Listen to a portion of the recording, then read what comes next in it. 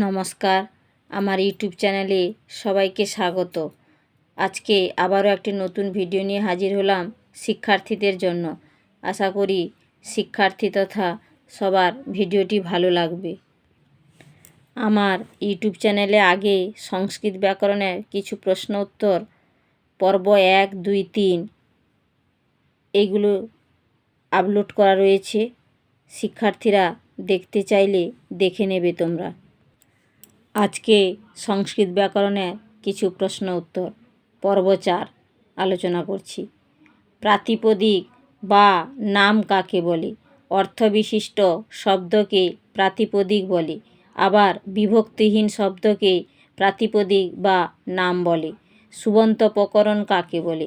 প্রাতিপদিকের উত্তর সু, ঔ, যশ প্রভৃতি বিভক্তিযুক্ত হয়ে যে সকল পদ গঠিত হয় তাকে সুবন্ত প্রকরণ বলে। পদ কাকে বলে? শব্দ ও ধাতুর সঙ্গে যখন সুব ও তিং বিভক্তি যুক্ত হয় তখন তাকে পদ বলে। সূত্র হল সুপ তিঙন্তম পদম। শব্দ কাকে বলে? যে সমস্ত বর্ণ মিলিত হয়ে একটি অর্থ প্রকাশ করে তাকে শব্দ বলে। ধাতু কাকে বলে? ধাতু কি?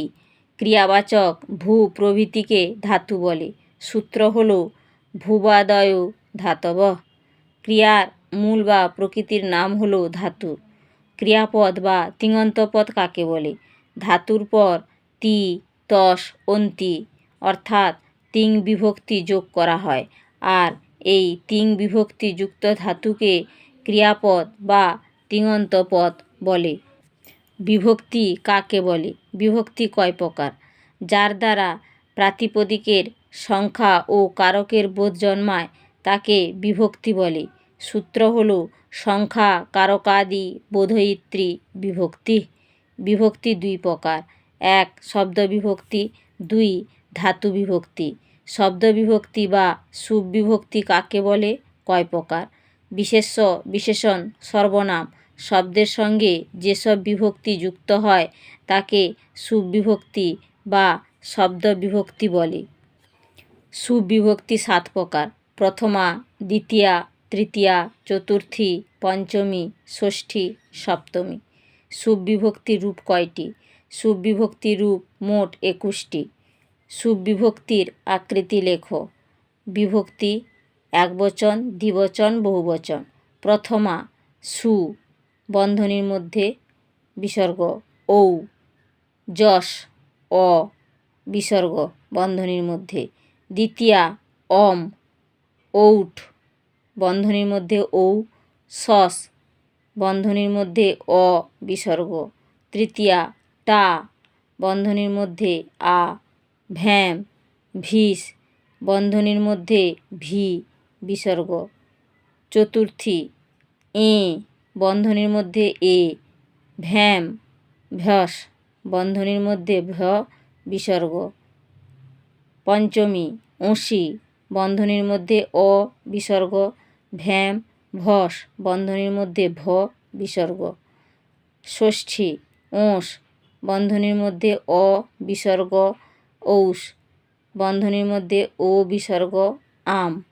সপ্তমী ই বন্ধনীর মধ্যে ই, ওস বন্ধনীর মধ্যে ও বিসর্গ, সুপ বন্ধনীর মধ্যে সু।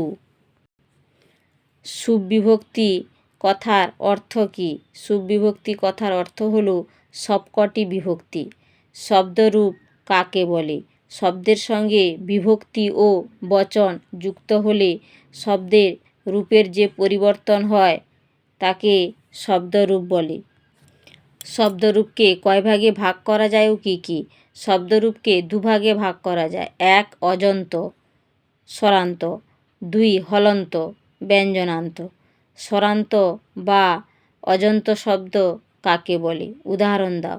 যে সকল শব্দের শেষে স্বরবর্ণ থাকে তাকে স্বরান্ত বা অজন্ত শব্দ বলে। যেমন নর শব্দের শেষে অ স্বরবর্ণ রয়েছে, মুনি শব্দের শেষে ই, লতা শব্দের শেষে আ, নদী শব্দের শেষে দীর্ঘই, সাধু শব্দের শেষে হস্য স্বরবর্ণ প্রভৃতি রয়েছে। তাই নর, মুনি, লতা, নদী, সাধু প্রভৃতি হল স্বরান্ত শব্দ। হলন্ত বা ব্যঞ্জনান্ত শব্দ কাকে বলে উদাহরণ দাও। যে সকল শব্দের শেষে ব্যঞ্জন বর্ণ থাকে তাদের হলন্ত বা ব্যঞ্জনান্ত শব্দ বলে। যেমন বণিজ শব্দের শেষে বর্গেজ, গুণিন শব্দের শেষে ইন, রাজন শব্দের শেষে অন রয়েছে। তাই বণিজ, গুণিন, রাজন প্রভৃতি শব্দ হল ব্যঞ্জনান্ত শব্দ। আজ এ পর্যন্ত। শিক্ষার্থীরা তোমরা এগুলি পড়ে অভ্যাস করবে। ভিডিওটি ভালো লাগলে বন্ধুদের শেয়ার করে দিবে। সবাই ভালো থেকো, সুস্থ থেকো, নিজের খেয়াল রেখো, পরিবারের খেয়াল রাখো। নতুন যারা দেখছো তারা সাবস্ক্রাইব করে পাশে থেকো।